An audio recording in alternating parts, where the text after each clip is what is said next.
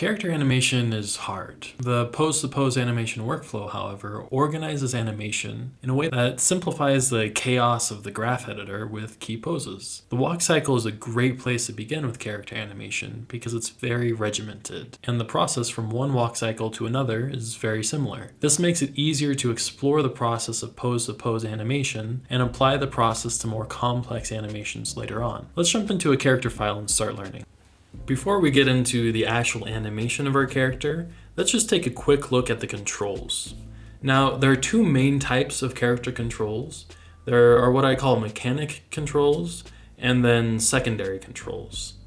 The mechanic controls are things like the feet controls, the center of gravity controls, this one here, the hip controls, the shoulder controls as it relates to the arm, and then the shoulder controls as it relates to the torso. And these controls are the primary controls of any movement. And so a good way to differentiate between the mechanic controls and the secondary controls, for instance, if we take a look at one of the secondary controls, like the finger, rotating the finger might be a very important part of your animation, but it doesn't move your walk cycle along. And so the mechanic controls are the actual controls that move the character forward. So if we look at these controls a little bit more, if we move the foot control, it's moving our character's foot, and you can see how this is a very important primary control for a walk cycle. If we move the center of gravity, this moves the overall weight of our character. Again, very important for creating the poses that move our walk cycle forward. Next, we have our hip controls, which is this kind of swoop control here. And this controls primarily the rotation of the hips, which again, when you're putting weight on one leg or the other, this is a very important control. And then we have the shoulder controls. Again, this looks similar to the hip control and it works in a similar way. It allows you to add a little bit of sway to the shoulders. And then we have the shoulder controls as they relate to the arms. And again, in order to move your walk cycle forward, you need to be able to swing your arms. And so that's a very primary control as you're animating your walk cycle. I'm using a Blender rig, which they're free. I recommend downloading them and exploring them. Most, if not all, rigs are gonna have those basic controls. Other rigs, depending on where you get them, might not have the same facial control or finger control. And so some of the secondary controls on your character might not be included. But if you want to work on walk cycles, I recommend downloading a Blender Studio rig. It's definitely a professional rig to practice on. You'll see as we get into the demo, but as you start animating, it's very important to make sure the foundation of your blocking out is done correctly. And what that means is making sure that your mechanic controls are blocked out first before you start adding any of the secondary control blockouts. And so what I mean by that is if we take a look at the arm, you have a lot of controls on the arm. And so I can rotate my arm down with one of the mechanic controls, but you also have controls over the shoulder with this control.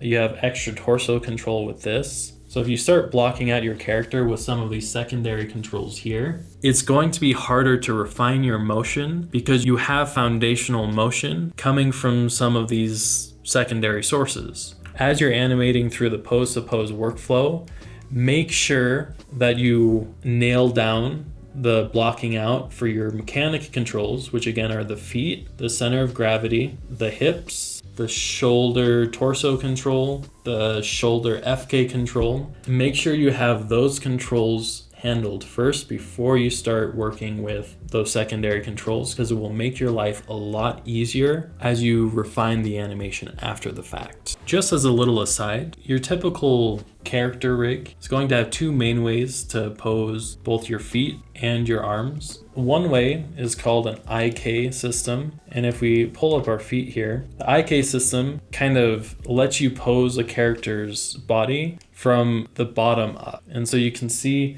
instead of rotating the femur and then the shin and then the foot, we're allowed to just grab our foot control and kind of place it where we want it to go. The other way to control arms is called the FK system. If we look at our arm here, instead of using a control to push it back and forth, we rotate each bone individually. And so each of those systems have their place. Typically for a walk cycle, you'll be using an IK system for the feet and then an FK system for the arms. For the arms especially, because they're swinging, it's easier to swing them from the shoulders rather than the hand.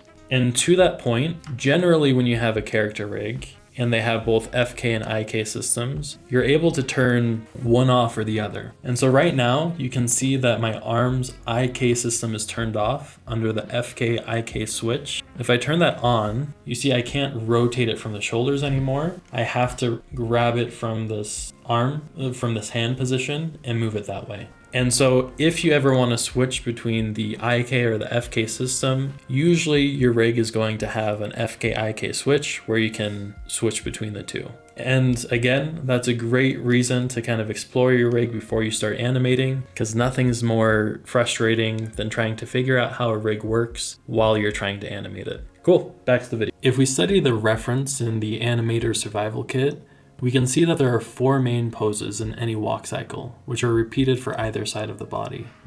Now, in the Animator Survival Kit, it's assuming that you're animating at 24 frames per second, and any given walk cycle, more or less, is a second long. And so if you were animating at 12 frames per second, your keyframes would be different. But we're just going to assume that you're animating at 24 frames per second because that's the most common. So the first pose you have is called the contact pose. That's repeated on the first frame, the 13th frame, and the 25th frame. In the contact pose, you can see on the 13th frame, at the very middle of our walk cycle, that is a reflection of the contact pose that's on the first frame and the 25th frame. The second pose we have is called the down pose, and that's repeated on the 4th frame and the 16th frame. The down pose, as you can see, is where the leg, which was fully extended, is now bearing the weight of the body, and the back leg is starting to recover. The third pose we have is called the pass pose, which is repeated on the 7th frame and the 19th frame. And this is where after the front-facing foot has taken the weight, it's extending forward, and the recovering foot is starting to take the place of the contact position. And then the fourth pose is called the up pose, and that's repeated on the 10th frame and the 22nd frame. And that's where the previously front-facing foot is pushing forward, and the previously back-facing foot is taking the frontal position, and it's preparing to repeat the walk cycle over again. Okay, so now that we've gone over the theory, let's jump back into our Blender character scene and start working on a walk cycle. The first thing you always want to do is you want to pay attention to reference, whether that's drawn reference from the Animator Survival Kit, or video reference you filmed yourself, or video reference that someone else has filmed. You always want to be working off of reference, just like with drawing, because drawing or animating from memory is going to give you less realistic results than if you use reference. Okay, so I have my character here. I'm going to bring up my timeline. I just want to be able to see everything I'm doing throughout the process on the timeline. Okay, so the first thing I'm going to do is, it looks like there's a note on my timeline. I'm just going to delete that because I don't need that. And I'm going to change my timeline to play 25 frames over and over again. So with my poses, the first thing I'll do is select all of my control bones and click I to add a keyframe on all of them. We'll clean up all of our keyframes once we get to the refinement stage, but sometimes it's just too much of a hassle to toggle through each control and think, okay, do I need a keyframe for this or not? So I'm just gonna add a keyframe to every control for each of our poses and worry about the cleanup later. Okay, so our first pose is the contact pose. And so the most notable feature for the contact pose is gonna be our feet. So I'm going to just pull my feet out and rotate this one so it's hitting the ground. And I'm gonna come over to the other side, and this foot should be pulled out. And I'm going to, this is not a mechanic control, but this is the one secondary control that I end up blocking out initially, and it's just a toe roll. Okay, now if I come over to object mode and put a plane in my scene, it gives us a good reference for if our feet are going into the imaginary ground. So it looks like our left foot is sitting nicely on top of the plane, but we should probably move our right foot so that it's not going underground. So got my legs about how I want. And now I'm going to rotate my arms. So the arms tend to be rotated in the opposite direction as the feet. So this arm should be rotated backwards, and then this arm should be rotated forwards. And I'm gonna stick with this pose for now, for the first contact pose. And I'm gonna come back through around later to refine it, but I just want my contact pose on the board. So this first pose here should be the exact same pose as I have on 25. So I'm gonna copy these keyframes, go to frame 25 and paste. And it looks like it pasted correctly because I have this orange bar here telling me that I have the same value on each side. Now it repeats again on frame 13. However, the only difference is the pose is flipped. And so this foot here should be forward, this foot should be back, and the arm should be reversed as well.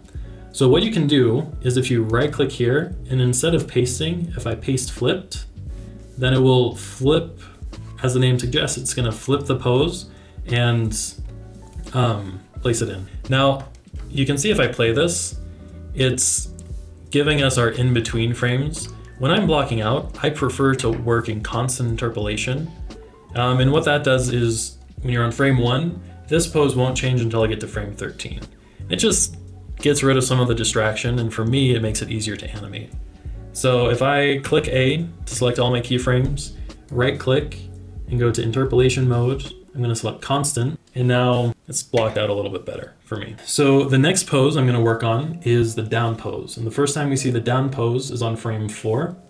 And so this pose is where the weight lands on this foot here and the knee starts to bend. So the first thing I'm gonna do is I'm going to rotate this foot down so it's snug on our plane, and I'm gonna push the center of gravity down until you see the knee bend here. And then what I'm going to do is I'm gonna undo my toe roll. Real quick, I totally forgot to add keyframes for this pose. So I'm gonna select all of my keyframe, all of my controls, and click I.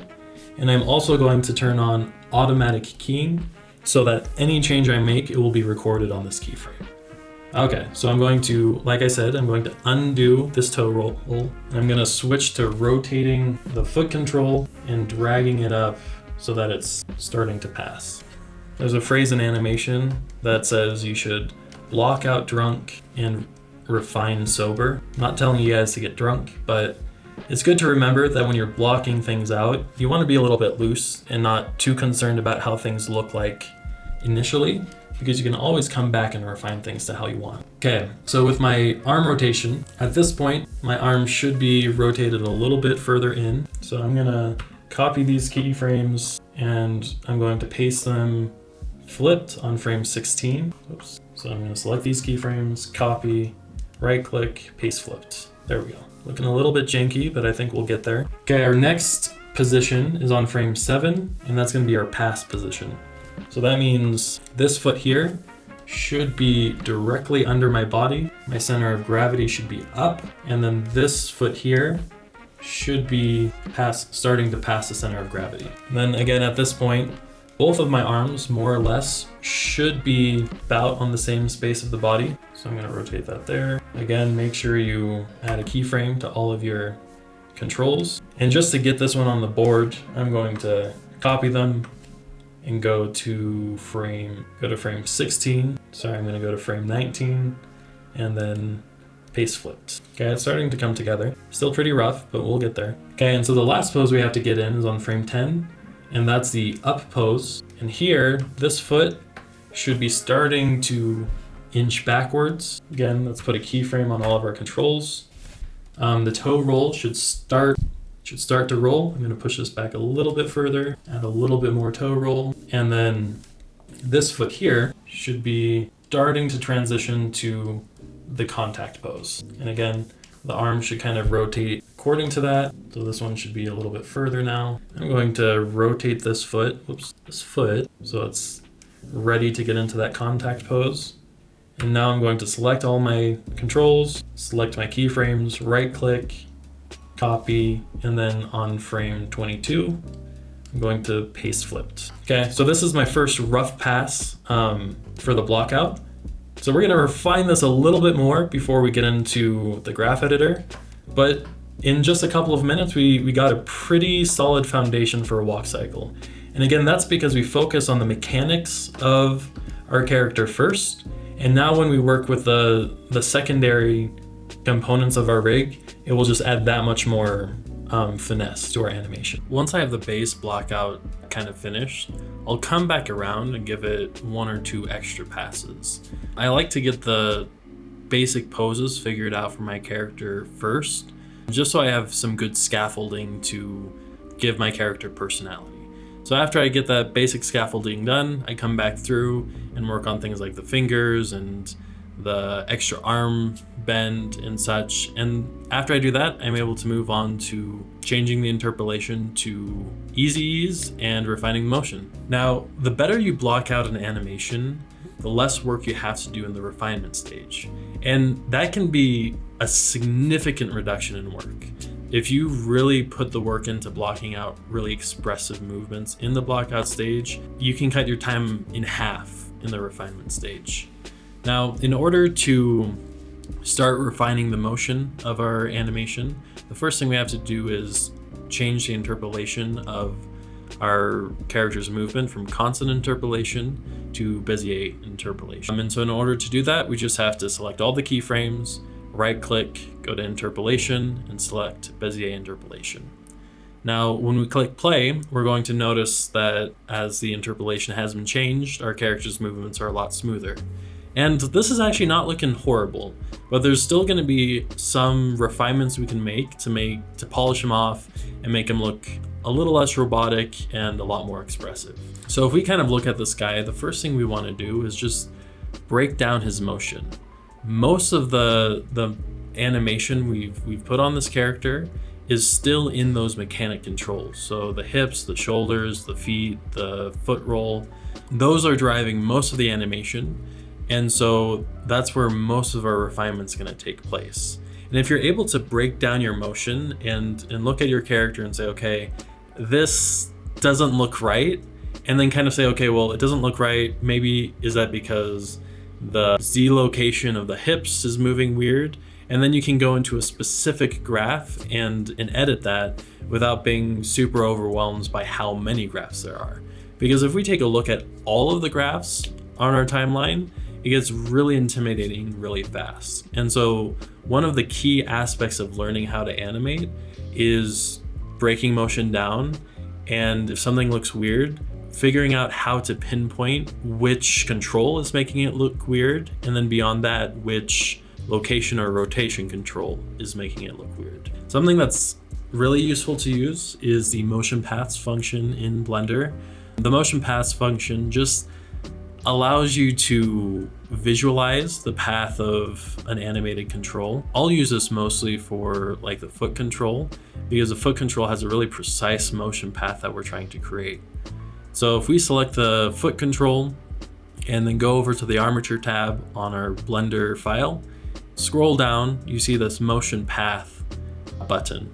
Now if we click that and allow it to calculate, it's going to show us for each keyframe where that control is. And you're gonna see that the path of my foot control is kind of boxy. One of the principles of animation dictates that most movement happens in arcs. And so I'm gonna start to refine this animation or this motion path to resemble a more natural looking arc, just so that, again, it looks reasonable when it's animating and a little bit less robotic again. Now, as I'm editing this, the motion paths don't automatically update. And so if you make some changes to one of your controls and you want to see how that's affected the overall animation, you can come over to your motion paths panel and click update motion path, and it will refresh the path that your control's taking. Now, I don't want to show every single step of me refining this motion because that's not really helpful for you. The most valuable thing you can do is walk yourself and kind of think about where the weight of your body is pushing down as you're walking. All of animation, all of art really is about observation. and animation's no different. And so kind of work through your mechanic controls. Again, those are your foot controls, your foot roll controls, your hip controls, shoulder controls, and so forth. And just try and break down that animation and refine each control and observe how a normal person walks. That's the best practice you can do. Ultimately, any animation can be edited and perfected indefinitely. And look, I'm learning just like everyone and anyone. The trick really comes down to repetition and just practicing this over and over again and slowly adding complexity into your pose-to-pose studies. Consider taking a look at this 100 Ways to Walk video for references as you practice. It gives you more than just that basic walk cycle and could be really, really useful. And if you found this video helpful, I'd love a like and subscribe. It really helps the channel out. Thanks guys, and talk to you later.